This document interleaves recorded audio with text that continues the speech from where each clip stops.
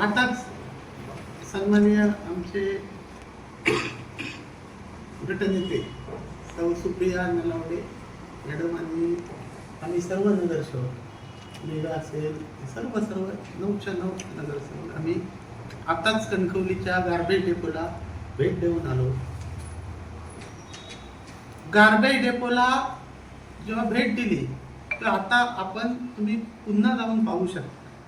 तर सगळं शूटिंग आणि फोटोग्राफ तुम्हाला मी देतो. शनिवारी लागलेली आग आता जर पाहिली तर संपूर्ण जो गार्बेज डेपोचा जो डम्पिंग ग्राउंड आहे म्हणजे 3 एकरामध्ये त्यात टोटल आग लागलेली आहे. एकही जागा अशी नाही की जिथे आग नाही. 1 स्क्वेअर म्हणजे 10 स्क्वेअर फीट. आता गेली शनिवारपासून आपण तिथून माहिती घेतली. काही प्रमाणात आग विझवण्याचे प्रयत्न नगरपंचायतीकडूनही झाले, पण आग प्रामाणिकपणे विझली पाहिजे आणि त्याचं ते सातत्य पाहिजे आणि ते दिसून आलं नाही. जर सातत्य असतं तर आज सगळी एकही आता आग थोडक्यात 1-2 दिवसात ती संपेल आग, म्हणजे अशी स्थिती आहे. आणि ही वस्तुस्थिती आपल्या माध्यमातून कणकवलीकरांसमोर यावी यासाठी हा विषय मांडत आहे. या बाबतीतले फोटो, शूटिंग, व्हिडिओ आपल्याला ग्रुपवर देतो मी काही वेळा. तर त्यानंतर आपण कचरा डेपोची पाहणी केली.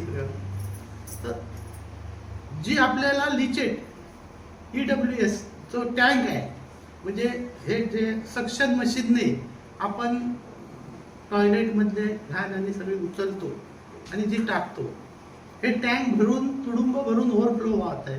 त्याचा जो फिल्टर आहे आणि फिल्टर होऊन ते पाणी झिरपलं पाहिजे आणि त्या पाण्यावर फुलझाडं लागली पाहिजे आणि मग ते खत तयार होऊन बाहेर काढलं पाहिजे. ही गेली कित्येक महिने यंत्रणा बंद आहे तशीच त्या स्थितीत आहे. दुसरी गोष्ट, जे ऑटोमॅटिक मशीनी आहेत ओल्या कचऱ्यापासून खत निर्मिती करण्याला 3 500 kgच्या साधारण कॅपॅसिटीच्या प्रत्येकी एक अशा 3 मशीन्स आहेत. यापैकी 2 मशीन पूर्णतः बंद आहे, 1 मशीन चालू आहे. नंतर मिलिंग मशीनच्या बाबतीत आहे, 1 मिलिंग मशीन पूर्णपणे बंद आहे. मोटर चोरीला गेल्यापासून गेले कित्येक महिने. मिलिंग म्हणजे प्रेस, जो सुका कचरा येतो ना आणि तो प्रेस करून त्याचा व्हॉल्यूम कमी करून प्रेस करून नंतर द्यावा लागतो. ही मिलिंग मशीन जो सुक्या कचऱ्याचं युनिट आहे तिथे जी आहे ती बंद अवस्थेत आहे. त्यानंतर पुढे गेलात तर वे ब्रिज आहे, जो कचरा किती किलो येतो आणि किती टन येतो, किती टन जातो, याचं जे युनिट बसवलेलं आहे हे गेल्या पावसाळ्यापासून बंद आहे. एक काही त्याच्यात सुधारणा नाही. अशी गार्बेज डेपोची, आपल्या कचरा डेपोची वस्तुस्थिती आहे. सत्ताधाऱ्यांनी सुद्धा त्या दिवशी व्हिजिट केली, त्या बाबतीत सुद्धा चांगली गोष्ट आहे. पण अपेक्षा आम्हाला होती की या बाबतीत काहीतरी पॉझिटिव्ह घडेल.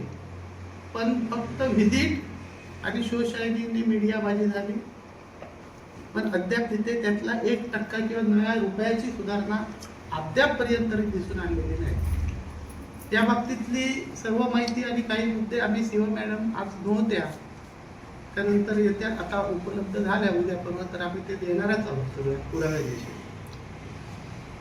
दुसरी गोष्ट मुद्दा एक की जी सक्शन मशीन आली आहे नवीन, जी सक्शन मशीन जी त्या दिवशी लोकार्पण झालं आणि सत्ताधाऱ्यांनी जसं काय असा मांडला की आम्ही आल्या आणलंय, तर ह्या शासनाने सर्व जिल्ह्यातील नगरपालिका नगर परिषदेसाठी दिलेल्या आहेत. त्याबद्दल सन्माननीय मुख्यमंत्री फडणवीस साहेब असतील, उपमुख्यमंत्री शिंदे साहेब असतील, पवार मॅडम असतील आणि आमचे पालकमंत्री असतील, यांचे आम्ही आभार व्यक्त करतो. ही शासनाकडून आणलेली आहे.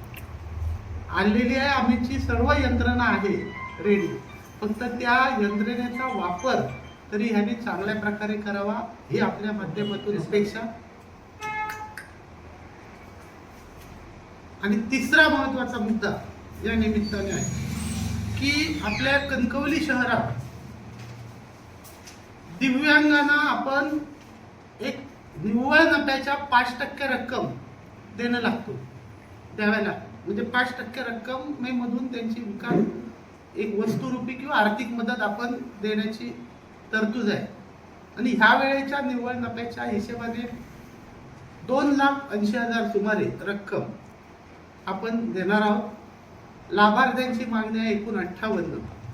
म्हणजे आपण जर काढला 2,80,000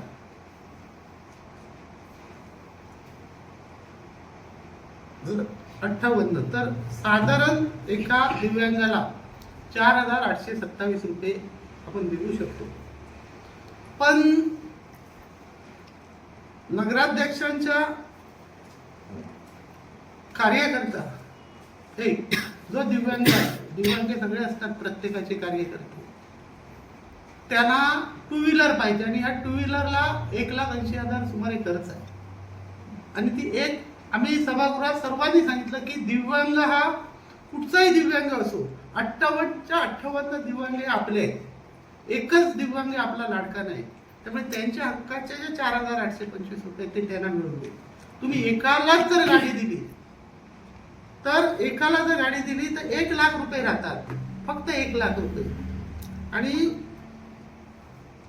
एक सुमारे 1,00,000 रुपये उरलेल्या 57 जणांना 1,754 रुपये फक्त मिळते.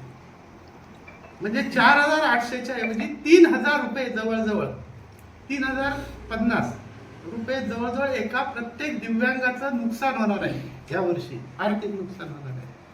दिव्यांग हा, प्रत्येक दिव्यांग हा, त्याच्याबद्दल आपल्याला आस्था पाहिजे, आपुलकी पाहिजे. आणि कुठच्या तरी एखाद्या कार्यकर्ता असेल किंवा एखाद्याला खुश करण्यासाठी बाकीच्या 57 दिव्यांगांचं नुकसान करून एकाची भर घालण्यात काही अर्थ नाही. आम्ही सभागृहात सांगितलंय, आम्ही सीओ मॅडमांनाही सांगणार. आणि जर या बाबतीत जर उरलेल्या 57 जणांवर जर अन्याय झाला तर आम्ही नगरसेवक आणि ज्या ज्या दिव्यांगांना शक्य असेल, कारण सर्वच दिव्यांगांना ते शक्य नसतं, त्यांना घेऊन उद्या 1 मे महाराष्ट्र दिना दिवशी जिल्हाधिकाऱ्यांकडे साखळी उपोषणाला बसणार आहोत. जर त्यांच्यावरचा अन्याय जर केला गेला, एका कार्यकर्ता आपला असेल त्याचे लाड पुरवण्यासाठी उरलेल्या दिव्यांगांवर, तर ह्या दिव्यांग ज्यांना शक्य आहे त्यांना घेऊन आम्ही जिल्हाधिकाऱ्यांसमोर 1 मे रोजी साखळी उपोषणाला बसणार आहोत. धन्यवाद.